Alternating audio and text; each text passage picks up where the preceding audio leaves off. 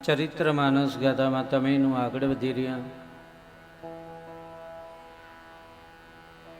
વાણીએ સાક્ષી પૂરી તમને ને મને એવા જાગૃત કર્યા. અરે ધર્મે અનેક સિદ્ધિ ગયા અસંખ્ય ને અપાર. જે ગયા અને શરણે તે ઉતરી ગયા. ભવ પાર ભાઈ ભલો છે ભાવ નાનો મેળો. પણ બહુ ચોખવટ કરી બીજી લીટીમાં, હકે હાલો તમે શબ્દ પાડો, વચન ગુરુજી ના માનો, મોમ ના તમે ખરી વર્તીમાં ખેલો. ભાઈ ભલો છે ભાવ નાનો મેળો. પણ ભાવ ભજવવો અને ભાવ પ્રગટ કરવો એમાં બહુ ઘણો ફરે. પણ તમે એનું જે ધર્મની ગાથામાં આગળ વધી રહ્યા છો, સંતોના જીવન ચરિત્ર તરફ દ્રષ્ટિ કરવી છે. ત્યાર પહેલાં સનાતન ધર્મ, ઉજળો ધર્મ, અને એ ઉજળા ધર્મની પરમ જ્યોતિના પ્રકાશમાં જતી અને સતીના પવિત્ર સાનિધ્યમાં પધારેલા ધણી રામદેવજી મહારાજ સૌનું કલ્યાણ કરવા આવે.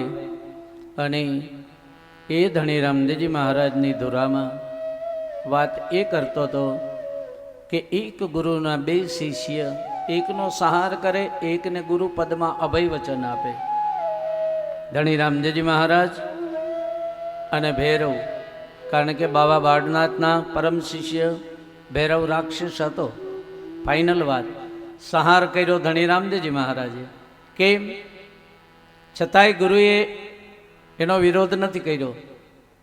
ન વિરોધ કર્યો એનું કારણ એ, પણ ત્યાર પહેલાં ભૈરવ રાક્ષસ તરીકે જન્મવાનું કારણ શું? ભૈરવ રાક્ષસ તરીકે જન્મવાનું કારણ શું?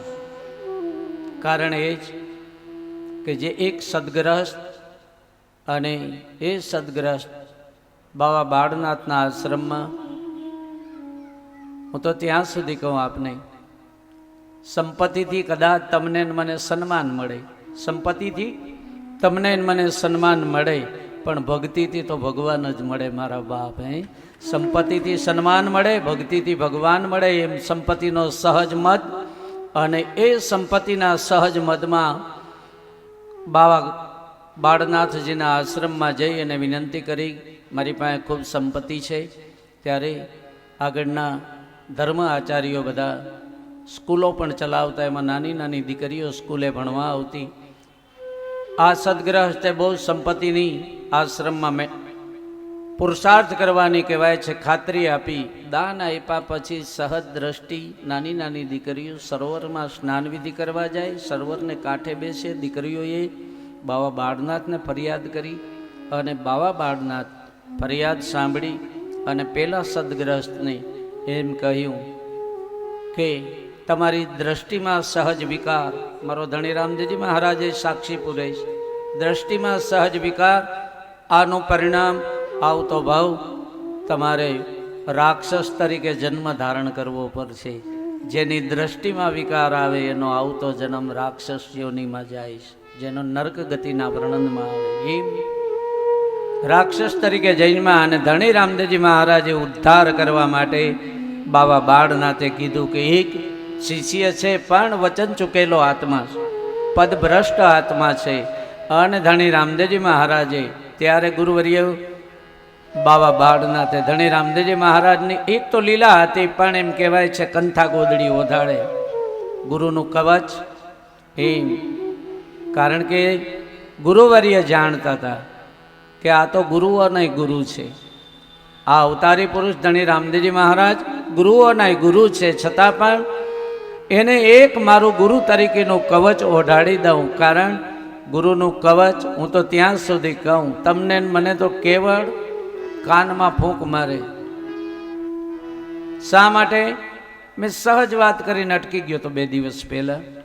કાનમાં ફૂંક મારવાનું કારણ હું મેં આપને સહજ કીધું હતું, છતાંય દોહરાવી દઉં કે કાનમાં ફૂંક મારવાનું એક કારણ સંતો અને સદગુરુએ એવું નક્કી કરેલું છે કે કાનમાં ફૂંક મારવાથી 11મા રેતસ તરીકે શ્રી હનુમાનજી મહારાજનો જન્મ, અને ભોળાનાથે કાનમાં અંજના દેવીના કાનમાં રેતસ રેડ્યું, એમ અત્યારે સંતો અને સાધુઓ પરમ ધર્મગુરુઓ કાનમાં ફૂંક મારે, પણ અમારા જેવા તમાકુના બંધાણી હોય એનું શું કરવું?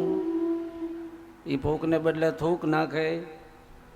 પણ અમે આડો એક અંચડો રાખીશ, આડો એક અંચડો રાખી. આ આડો અંચડો રાખી એનો મહિમા શું?